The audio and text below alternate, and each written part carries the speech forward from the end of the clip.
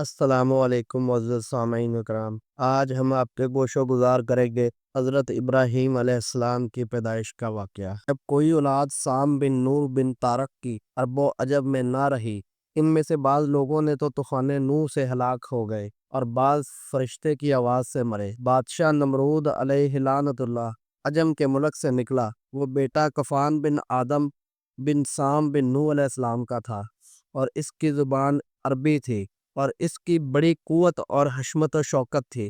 باسبب قوت لشکر کے ملک شام میں سلطنت قائم کی۔ بعد اس کے ترکستان فتح کر کے اولاد یافس بن نوح کو اپنا فرما بردار بنایا۔ بعد ہندوستان میں آ کر اولاد حام بن نوح کو مطلع کیا اور ملک روم کو بھی اپنے قبضے میں لے لیا اور تمام جہان مشرق سے مغرب تک اپنا قبضہ دخل میں لے لیا۔ بعد اس کے کوفہ میں جا کر مقام کیا، اب جس کو بابل کہتے ہیں، وہیں تخت پر بیٹھا۔ ترکستان اور ہندوستان اور روم اور مغرب اور مشرق خراج اس کے لیے آتا تھا۔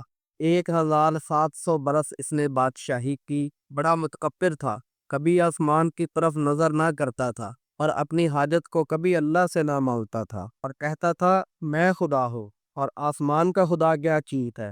لعنت اللہ علیہ۔ ہاں، ایک مرتبہ اس ملعون نے اس وقت آسمان کی طرف نظر کی تھی جب یہ گدھے پر بیٹھ کر خدا کو تیر مارنے جا رہا تھا اور تیر کمان میں لگا کر کہتا تھا کہ اگر آسمان میں دوسرا خدا ہے اسے تیر مار ڈالوں گا۔ اور جب وہ بلون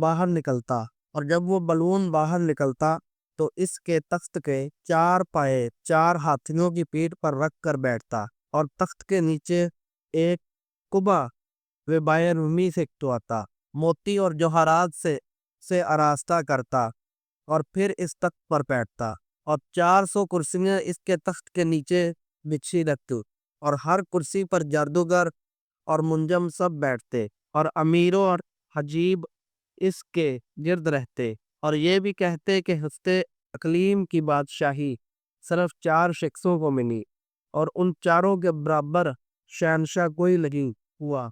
2 مسلمان ہیں، ان میں سے حضرت سلیمان علیہ السلام اور دوسرے سکندر ذوالقرنین، اور 2 کافر، ایک نمرود بن کنعان اور دوسرا بخت نصران۔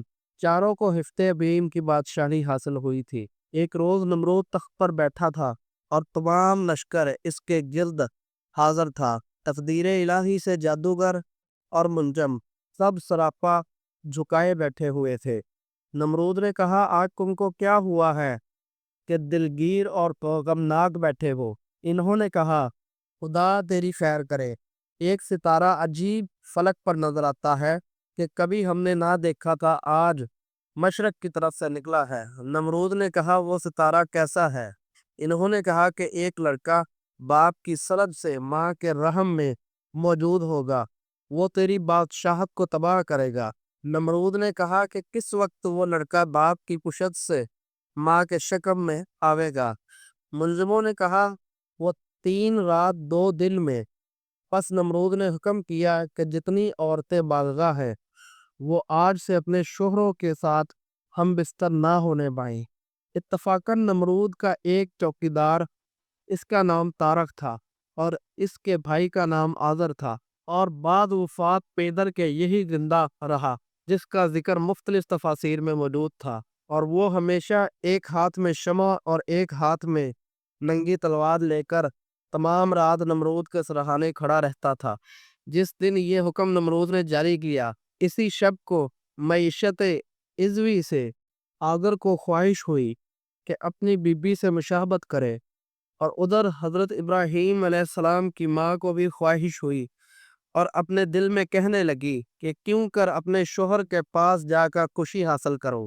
اسی پس و پیش میں تھی کہ وہ فوراً خواہش سے آدھی رات کو گھر سے نکل کر دروازے قصر نمرود پر پہنچی۔ دیکھا کہ دربان و پاسبان سب کے سب غفلت میں ہیں۔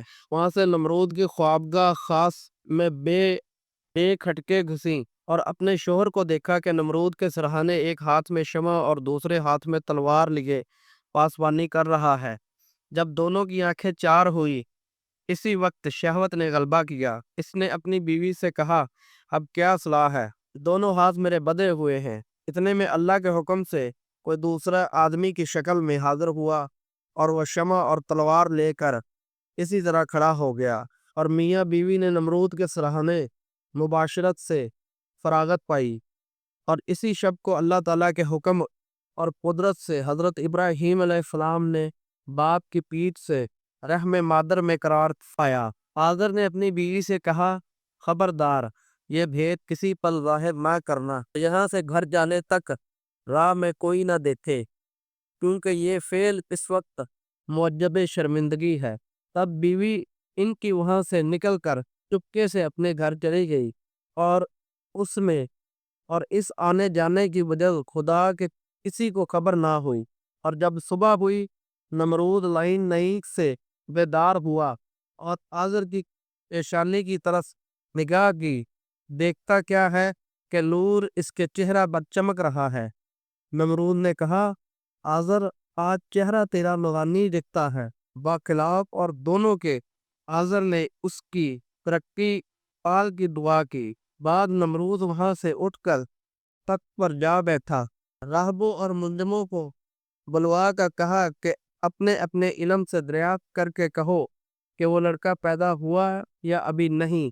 سبوں نے دریافت کر کے عرض کی کہ جہاں پناہ سلامت شب گزشتہ کو وہ لڑکا بحکم خدا باپ کے سلب سے ماں کے شکم میں آ چکا ہے۔ تب نمرود مردود نے حکم دیا کہ جتنی عورتیں حاملہ ہیں وقت ولادت کے اپنے لڑکوں کو مار ڈالے۔ اس سبب سے جتنی عورتیں حاملہ تھیں سب نے اپنے بچے مار ڈالے۔ جب ابراہیم کو اپنی ماں کے پیٹ میں 9 مہینے گزرے، تب ان کی ماں نمرود کے خوف سے اور بچے کی محبت سے گھر سے خاموشی سے باہر شہر کے جا کر میدان میں ایک غار کے اندر جا بیٹھی، اور وہاں حضرت ابراہیم علیہ السلام پیدا ہوئے۔